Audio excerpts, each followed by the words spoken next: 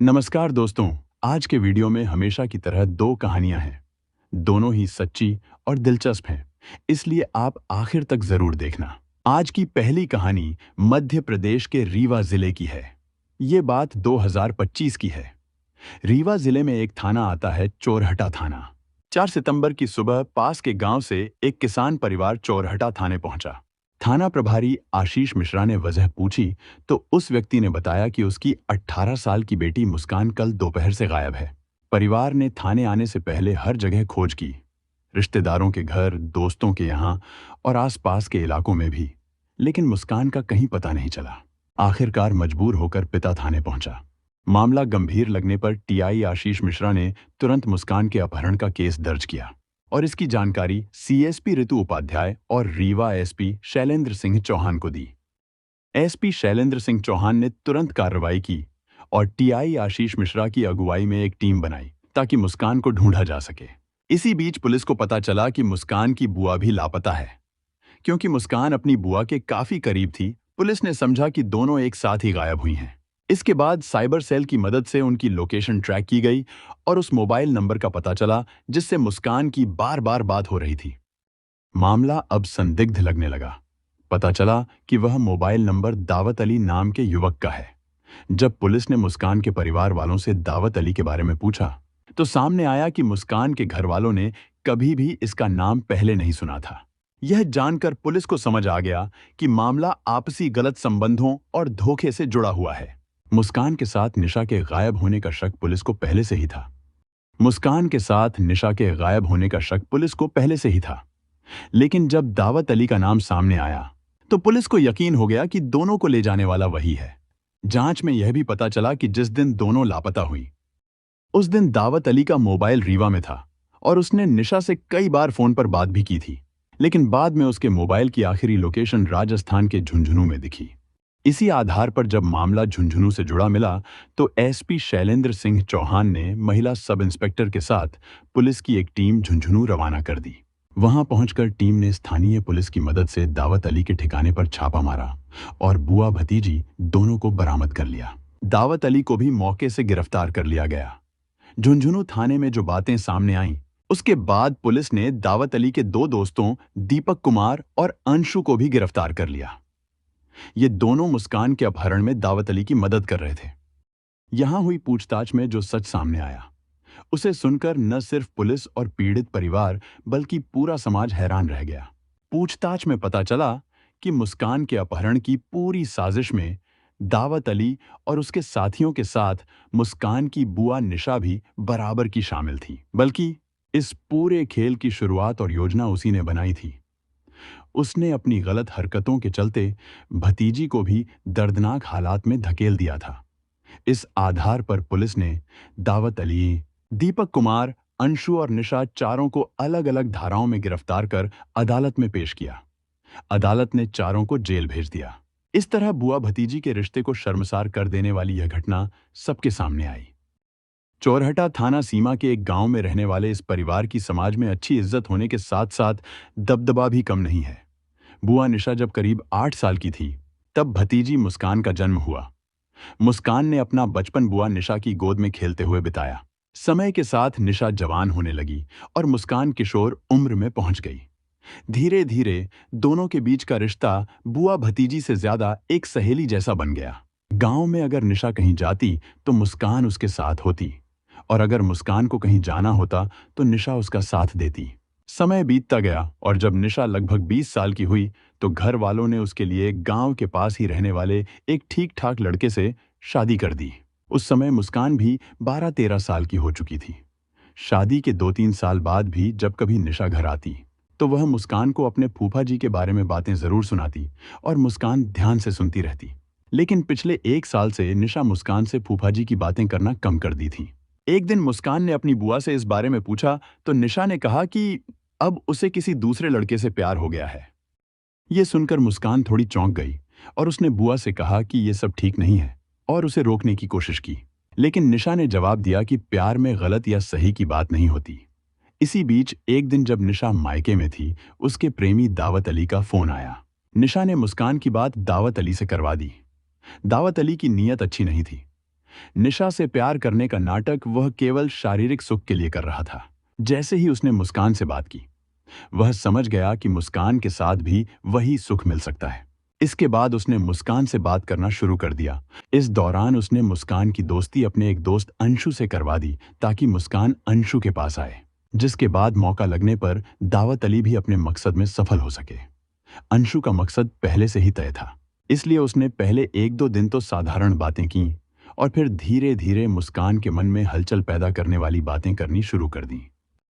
अंशु मुस्कान को अपने जाल में फंसाने की कोशिश कर रहा था और वहीं दावत अली, जो निशा का प्रेमी था, मुस्कान की तारीफ करके उसे अंशु के पास जाने के लिए उकसा रहा था। जब अंशु ने दावत को बताया कि मुस्कान अब उसके साथ आसानी से नहीं आएगी, तो दावत ने निशा से कहा कि तुम्हारी भतीजी भी अब तैयार है, उसे किसी दिन अंशु से मिलवा दो। मुस्कान ने पहले ही अपनी बुआ को सब कुछ बता दिया था, इसलिए निशा को पता था कि मुस्कान अब उससे मिलने के लिए तैयार है। इस तरह दावत और निशा ने योजना बनाई कि कुछ दिनों बाद निशा मुस्कान को लेकर झुंझुनू आएगी और खुद दावत से मिलेगी, जबकि मुस्कान को अंशु के पास भेज दिया जाएगा। यह योजना बनाने के बाद निशा ने मुस्कान को धीरे धीरे घर से भागकर प्रेमी के पास चलने की सलाह देना शुरू कर दी, जिसमें मुस्कान पहले तो डरी, लेकिन जब बुआ ने बताया कि इसमें डरने की क्या बात है, हमें कौन सा भागने के बाद वापस आना है, मैं दावत से शादी कर लूंगी और तुम अंशु के साथ शादी करना, बुआ भी साथ रहेगी, यह सोचकर मुस्कान घर से भागने के लिए राजी हो गई। लेकिन समस्या यह थी कि रीवा से इतनी दूर राजस्थान तक दोनों अकेले कैसे जाएंगी। कोई और रास्ता समझ में नहीं आया, इसलिए तय हुआ कि दावत खुद रीवा आकर दोनों को ले जाएगा। पूरी योजना बन जाने के बाद इस महीने की 3 सितंबर को दावत अली मुस्कान के आशिक अंशु के अलावा एक और दोस्त दीपक कुमार के साथ रीवा आ गया। निशा को पहले से पूरी जानकारी थी, इसलिए उसके कहने पर मुस्कान भी निशा के पास पहुंच चुकी थी। जैसे ही दावत ने अपने पहुंचने की खबर की, निशा अपने साथ मुस्कान को लेकर दावत के पास जा पहुंची, जहां से पांचों लोग राजस्थान के लिए रवाना हो गए। बस में निशा खुद दावत के साथ बैठी, जबकि मुस्कान को अंशु के साथ बैठा दिया। अगले दिन झुंझुनू पहुंच गई। निशा अपने आशिक के साथ सोई और मुस्कान अपने आशिक के साथ।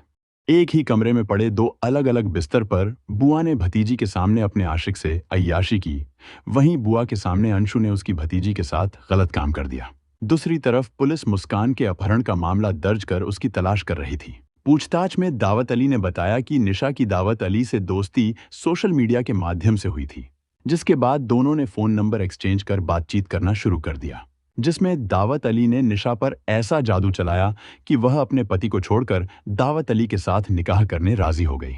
निशा की योजना दावत के साथ निकाह करके राजस्थान में ही बस जाने की थी, जबकि दावत अली की योजना निशा के साथ साथ उसकी भतीजी के संग दोस्तों के साथ मिलकर ऐश करने के बाद उन्हें बेच देने की थी। पूछताछ के बाद मामले में निशा की मिली भगत सामने आने पर पुलिस ने निशा को भी आरोपी बनाकर गिरफ्तार कर बाकी के 3 आरोपियों के साथ जेल भेज दिया। आज की दूसरी कहानी उत्तर प्रदेश के कन्नौज जिले की है। ये बात 2022 की है। कन्नौज जिले के ठठिया थाना के गांव भदोसी में पेशकार अपने परिवार के साथ रहता था। उसके परिवार में पत्नी फातिमा और 2 बेटे रईस और वाहिद थे।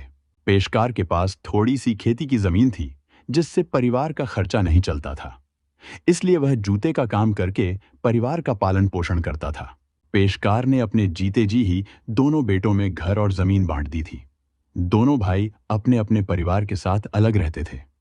रईस की शादी अदीबा बानो से हुई थी, जिसे फरजाना भी कहते हैं। वह समय के साथ वह अनस और अंसार की मां बनी। रईस को खेती में ज्यादा दिल नहीं लगता था, इसलिए वह राजमिस्त्री के साथ मेहनत करने लगा। रईस सीधा साधा और मिलनसार था, इसलिए एक मिस्त्री ने उस पर तरस खाकर उसे राजमिस्त्री का काम सिखा दिया। शुरू में उसका काम धीरे धीरे चलता रहा, लेकिन बाद में वह अच्छा काम करने लगा और एक माहिर राजमिस्त्री बन गया। 21 दिसंबर 2022 को रईस दिन भर की मेहनत करके रात 8 बजे घर लौटा, लेकिन उसका घर का दरवाजा अंदर से बंद था। उसने कई बार रुक रुक कर कुंडी खटखटाई और पत्नी को आवाज लगाई, लेकिन उसकी बीवी फरजाना ने दरवाजा नहीं खोला। रईस को तब गुस्सा आ गया। वह नशे में भी था, सो वह फरजाना को गालियां बकने लगा। गालियां देते देते जब वह थक गया तो वह घर के बाहर झोपड़ी के पास बैठ गया। आधा घंटा भी नहीं बीता था कि किसी ने उस पर धारदार हथियार से हमला कर दिया। हमला इतना तेज था कि उसकी मौत हो गई।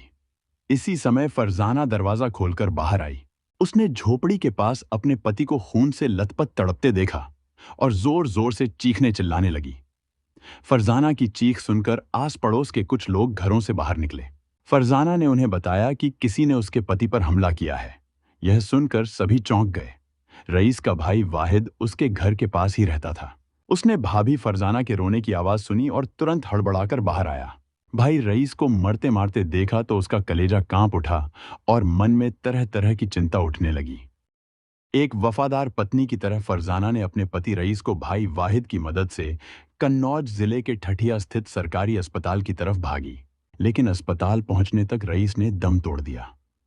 डॉक्टरों ने उसे देखते ही मृत घोषित कर दिया।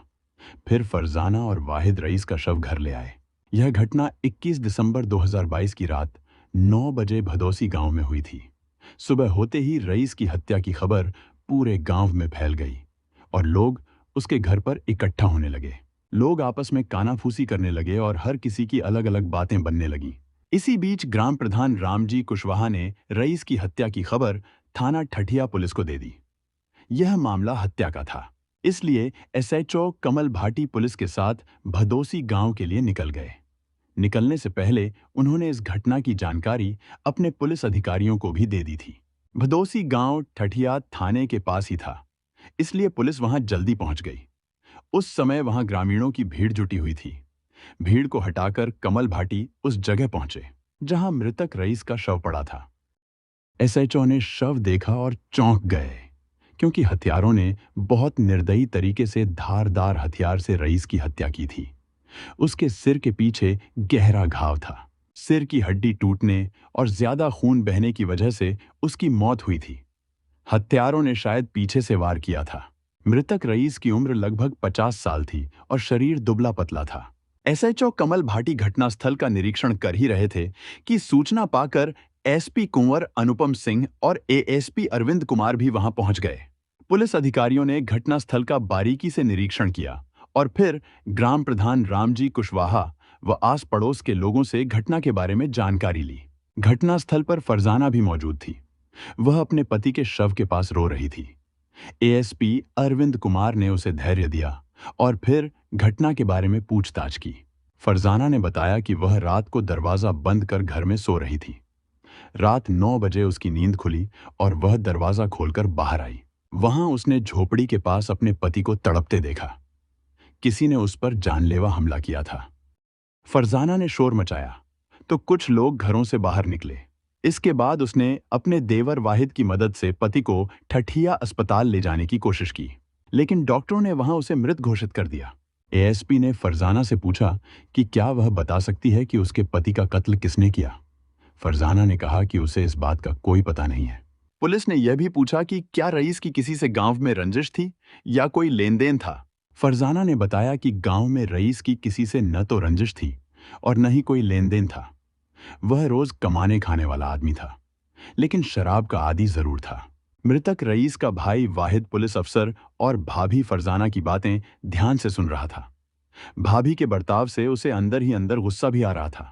वह सोच रहा था कि अपने पति के साथ जो घात किया गया, उसके बाद भाभी अब कितनी मासूम बनने की कोशिश कर रही है। एसपी कुंवर अनुपम सिंह की निगाहें कुछ कदम दूर बैठे वाहिद पर टिक गईं। उसके चेहरे पर गुस्से और दुख के भाव साफ दिख रहे थे। ऐसा लग रहा था कि वह अपने अंदर भरे गुस्से और दर्द को बाहर लाना चाहता है, लेकिन हिम्मत नहीं जुटा पा रहा है।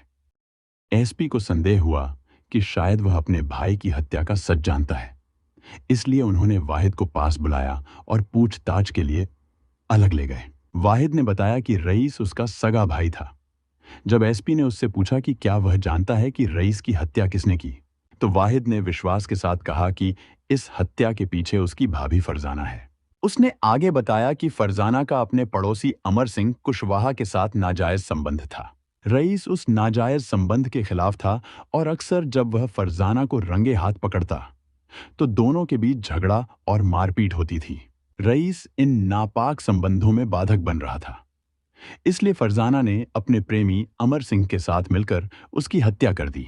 अवैध रिश्तों और हत्या का पता चलते ही एसपी कुंवर अनुपम सिंह ने एसएचओ कमल भाटी को आदेश दिया कि रईस का शव भी पोस्टमार्टम के लिए भेजा जाए और मृतक के भाई की तहरीर पर रिपोर्ट दर्ज करके हत्या आरोपियों को गिरफ्तार किया जाए। एसपी का आदेश मिलने के बाद कमल भाटी ने रईस के शव को कन्नौज जिला अस्पताल पोस्टमार्टम के लिए भेज दिया। इसके बाद वाहिद की तहरीर पर भादंवी की धारा 302 के तहत फरजाना और उसके प्रेमी अमर सिंह कुशवाहा के खिलाफ रिपोर्ट दर्ज कर उन्हें पकड़ने की कार्रवाई शुरू की गई। 22 दिसंबर 2022 की रात 10 बजे पुलिस ने आरोपी अमर सिंह को ठठिया के शराब ठेके से गिरफ्तार कर थाने लाया। उस समय वह शराब के नशे में था। पूछताछ में उसने बताया कि फरजाना के उकसाने पर ही उसने रईस की हत्या की थी, क्योंकि रईस उनके रिश्ते में बाधा बन रहा था। हत्या कबूलने के बाद उसने हत्या में इस्तेमाल की गई कुल्हाड़ी भी बताई, जो उसने गांव के बाहर अपने गेहूं के खेत में छिपा रखी थी। अगले दिन पुलिस ने फरजाना को भी हिरासत में ले लिया। थाने में बंद होने पर अमर सिंह को समझ में आ गया कि शौहर की हत्या का राज अब खुल गया है, इसलिए उसने हत्या का जुर्म स्वीकार कर लिया। पुलिस की पूछताछ में यह सच सामने आया कि इस हत्याकांड के पीछे एक धोखेबाज दोस्त और एक गुनहगार पत्नी का हाथ था। पूछताछ में जो कहानी सामने आई वह इस प्रकार थी। रईस के घर के बगल में अमर सिंह कुशवाहा का घर था। उसके पिता परशुराम कुशवाहा किसान थे और उनके पास 10 बीघा खेती की जमीन थी। अमर सिंह भी अपने पिता के काम में मदद करता था। पड़ोसी होने की वजह से रईस और अमर सिंह की खाने पीने और मिलने जुलने में दोस्ती थी। हालांकि रईस उम्र में अमर सिंह से बड़ा था, लेकिन अमर सिंह शराबी और अय्याश था। इसी वजह से उसकी पत्नी उसे छोड़कर मायके चली गई थी। न तो अमर सिंह उसे लेने गया और न ही वह अपने मन से वापस ससुराल आई। एक दिन अमर सिंह रईस के घर गया और वहां उसकी बीवी फरजाना को देखा। तभी उसकी नजरें फरजाना पर टिक गईं और फरजाना ने भी उसकी नीयत भांप ली। वह समझ गई कि अमर के मन में क्या चल रहा है। रईस से बातचीत के दौरान भी अमर की नजरें बार बार फरजाना पर टिकती रहीं। फरजाना के घर आना जाना बढ़ा तो अमर सिंह और फरजाना के बीच अवैध रिश्ता बन गया। फरजाना और अमर सिंह के बीच अवैध संबंध शुरू होने के बाद यह सिलसिला लगातार बढ़ता गया। फरजाना ने शौहर की आंखों में धूल झोंककर अमर सिंह के साथ मौज मस्ती करना शुरू कर दिया। हालांकि कोई भी अवैध संबंध कितना भी छिपाने की कोशिश करे, लेकिन वह हमेशा किसी न किसी तरह बाहर आ ही जाते हैं। कुछ पड़ोसियों को फरजाना और अमर सिंह के अवैध संबंधों की भनक लग गई और उन्होंने यह बात रईस को बता दी। लेकिन रईस इतना सीधा साधा और भरोसेमंद था कि उसने पड़ोसियों की बातों पर ध्यान ही नहीं दिया। उसे अपनी बीवी पर पूरा भरोसा था, जबकि सच्चाई यह थी कि फरजाना लगातार उसके साथ विश्वासघात कर रही थी और अपने पति को समझती ही नहीं थी। रईस का भाई वाहिद भी फरजाना और अमर सिंह के नाजायज संबंधों के बारे में जान गया था। उसने फरजाना को समझाने की कोशिश की और खानदान की इज्जत की बात भी कही, लेकिन फरजाना ने उसे उल्टा ही जवाब दे दिया। उसने कहा कि वह अपने घर का ध्यान रखे और दूसरों के घर में टांग न अड़ाए। वाहिद फरजाना का इशारा समझ गया और उसने अपनी आंखें बंद कर लीं। फरजाना अच्छी तरह जानती थी कि उसका पति रईस सुबह घर से निकल जाता है और देर शाम ही लौटता है और बच्चे स्कूल चले जाते हैं। जब घर खाली हो जाता, फरजाना अपने प्रेमी अमर सिंह को फोन कर घर बुला लेती और दोनों मिलकर समय बिताते। लेकिन सतर्क रहने के बावजूद एक दिन रईस ने अपनी बीवी को अमर सिंह के साथ घर में आपत्तिजनक हालत में रंगे हाथ पकड़ लिया। अमर सिंह ने रईस को देखते ही तुरंत वहां से भाग लिया। रईस ने उससे कुछ नहीं कहा, लेकिन उसने फरजाना को खूब फटकार लगाई और उसे दोबारा ऐसी हरकत न करने की चेतावनी दी। उस दिन के बाद कुछ समय तक अमर सिंह का फरजाना के घर आना जाना कम हो गया, लेकिन यह रोक ज्यादा समय तक नहीं टिक सकी। मौका मिलने पर दोनों फिर से रईस की नजरों में धूल झोंककर मिलना जुलना और मौज मस्ती करने लगे। रईस ज्यादा सवाल न करे, इसके लिए अमर सिंह उसे शराब और मीट जैसी चीजों से बहलाने लगा। फरजाना ने अपने दोनों बेटों को भी अपने पक्ष में कर लिया था। अमर सिंह भी बच्चों के लिए पैसे और खाने पीने की चीजें लाकर देता रहता था। इससे बच्चे अमर सिंह के घर आने की बात अपने अब्बू को नहीं बताते थे। एक रोज रईस अपने औजार थैले में डालकर ठठिया कस्बा जाने की बात कहकर घर से निकला तो फरजाना ने अमर को फोन कर घर बुला लिया। इससे पहले कि वे खेल शुरू कर पाते, दरवाजे पर खटखटाने की आवाज आई। फरजाना ने जल्दी से अपने अस्त-व्यस्त कपड़े ठीक किए और दरवाजा खोलने भागी। जैसे ही उसने दरवाजा खोला और सामने अपने पति को देखा, उसका रंग उड़ गया। रईस ने दोनों की चोरी दोबारा पकड़ी थी, इसलिए इस बार उसने फरजाना को माफ नहीं किया और उसे जमकर फटकार लगाई। लेकिन इसका फरजाना पर उल्टा असर हुआ। पहले ही वह अपने पति की परवाह नहीं करती थी, अब उसका डर पूरी तरह खत्म हो गया था। वह पूरी तरह से बेशर्मी पर उतर आई थी और अपने पति की मौजूदगी में भी खुलेआम अपने प्रेमी अमर सिंह से मिलने लगी। रईस घर के बाहर ही बैठा रहता था, जबकि अमर सिंह उसके सामने ही घर के अंदर उसकी बीवी के पास चला जाता। रईस जानता था कि अमर सिंह और फरजाना उससे ज्यादा ताकतवर है, इसलिए वह चाहकर भी कुछ नहीं कर सकता था। वह लाचार होकर घर के बाहर ही बैठा रहता। फरजाना कभी उसे खाने पीने के लिए पूछ लेती, तो कभी उसे भूखा ही रख देती। अब उसके बीवी पर कोई वश नहीं रहा। रईस बच्चों की दुहाई देते हुए बीवी को समझाने की कोशिश करता, लेकिन फरजाना पर उसका समझाना कोई असर नहीं करता था। इसके बजाय वह और भी ज्यादा मनमानी करने लगी थी। अपनी आंखों के सामने अपनी इज्जत मिटते देख रईस का धैर्य जवाब देने लगा था।